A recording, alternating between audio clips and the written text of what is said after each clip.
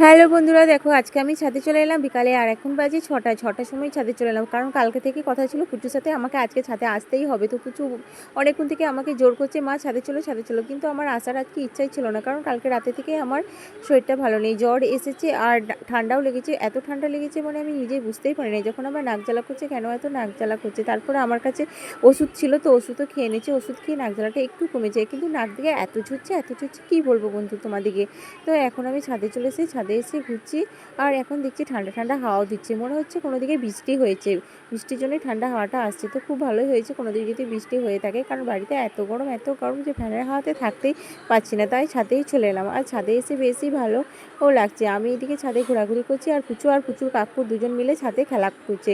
ওরা দেখছি খেলছে, কিন্তু নিচে কিছু পড়ে গেছে, তাই ওরা ছাদের ওপর থেকে তোলার চেষ্টা করছে লাঠি দিয়ে, কিন্তু ওরা তুলতে পারছে না। তো এরপরে দেখো আমাদের বাড়ির সামনে যে একটা আম গাছ ছিল, তো আম গাছটাতে দেখো অনেক আম ধরেছে, আর আমি আমগুলোও দেখছি। ছাদে এলে কিন্তু এখন সত্যিই বলছি আমার আমের দিকে নজরটা বেশিই যায়, আর পাশের দিকে আবার